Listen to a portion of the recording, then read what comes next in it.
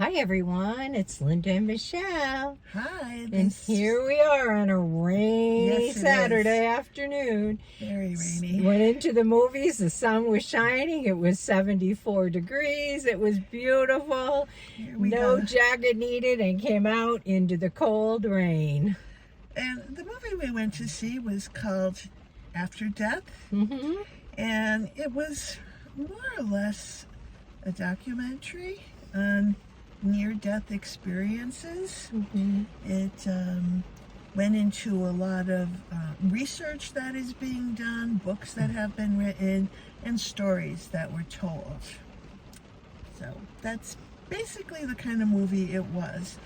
It jumped around. A lot of people who had experienced near-death experiences and told their story. Mm-hmm. I don't know, Linda, what did you think? Well, that's basically what it was. That was the movie. What was interesting was, as though I've heard so many of these stories over the years, because I've seen other documentaries and, other stories about people who have experienced near-death experiences and have heard this stuff many times, but I never heard about the going to hell one. That This was one movie. thing they did, yes. Yeah, there were some people who went into the darkness rather than the light. And that was quite interesting. And they talked about why in their lives they experienced that darkness and why they think that that was the path that their life took, or that their death after death took. Interesting. But there was a way out. Well, Of going to hell. and asking for help from God. Right. Because it were people who had negative, like, relationships Right, and right. different bad experiences. I mean, didn't project love in their lives. And instead, I mean, well, I've always heard, no, I didn't always hear. As a little kid, I heard there was the hell and brimstone God, who you go to heaven or you go to hell, boom.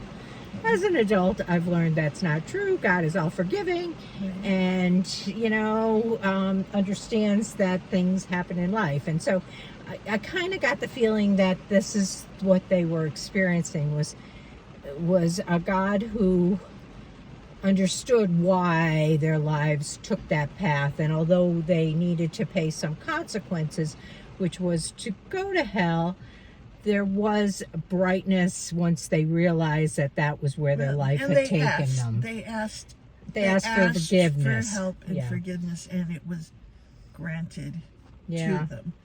So they came back, obviously, and some of these people were gone for a instructions. long time. I mean, one woman had this surgery, this brain surgery, where they actually removed all the blood out of her body and stopped her brain activity, halted her heart. Aneurysm? Yeah, she had an aneurysm in the brain stem in such a manner that the surgery required bringing her to death for an hour.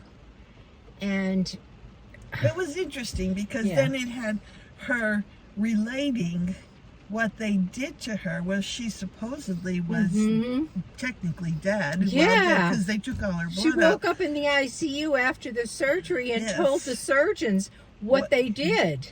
Yeah, so, I mean, there were those parts that made you, I don't know. Well, It's, I don't know, I guess. You go, I know. you go,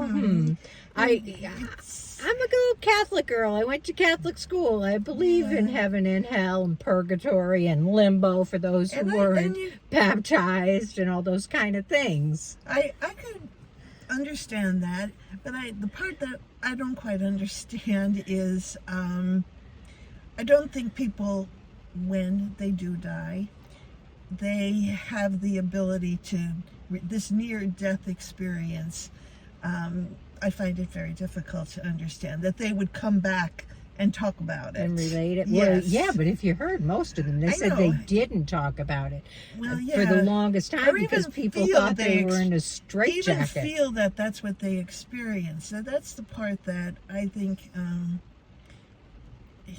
you really have to I guess, weigh it very carefully as to whether their stories are accurate and true. Obviously, these writers felt they were. There's so many of them, though, Yeah. Michelle. Yeah. I mean, not just the stories we heard in this movie, who was Right. all like educated people. These weren't, these were doctors and Right, they were. writers and, people who had the ability to put into words what they were experiencing. But if you watch, like, I don't know, any of these documentary kind of things on TV, the stories are always the same. The stories are always the same. Yeah, they are. You're right, but it's but anyway. I mean, it's a nice thing to think It is that It is. this is what eternity looks like, and this is where we're headed. Because let's face it, we are all going to be gone someday. And the fact that I will see people I once cared about who are gone, possibly This would be fantastic if you if this stories that we heard, and I still call them stories, were totally accurate. I mean, it gives you a sense of this is where it's headed. They went back in time to the way back when people felt they had these experiences, like the 365 or something.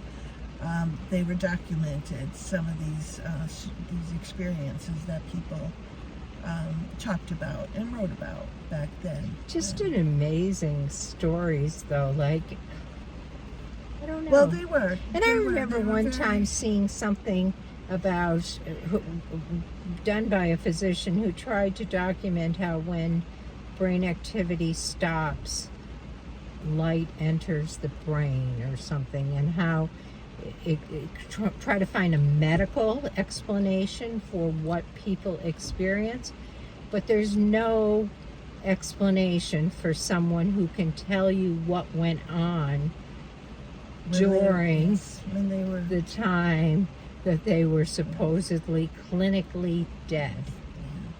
I mean, So- part of the message of this story was too that death is not the end; it's kind of the beginning.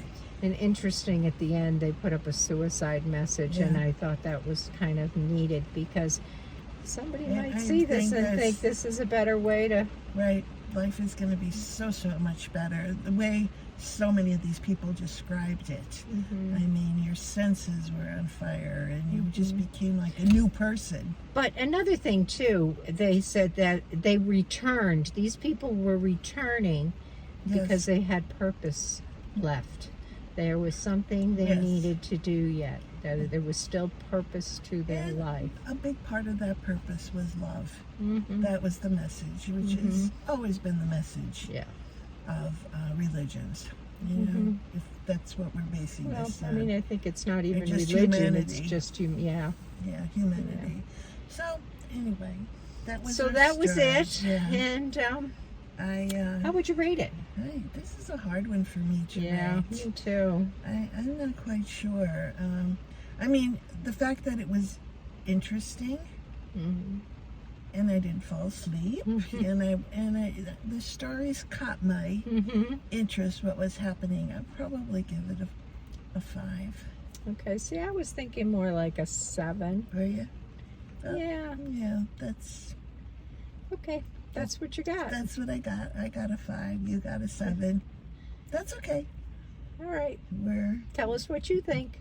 would be good. Yeah. Leave us a comment. Like, subscribe. Yeah, you we're know. hoping some good, different kind of movies will start showing up. Yes. There hasn't been many. I so don't know. The Killer of the Flower Moon or something like that is With supposed to be Leonardo. good, Yeah, with but it Leonardo. looks a little violent. Well, Next week comes the Meg Ryan movie. I'm looking forward to that. I should remember be- her from her old days on the soap opera when she was a teenager. her So I'm movies are really usually- excited to see her. usually fun. So, But well, see you hopefully again we'll see you soon. again soon. Bye bye. Bye.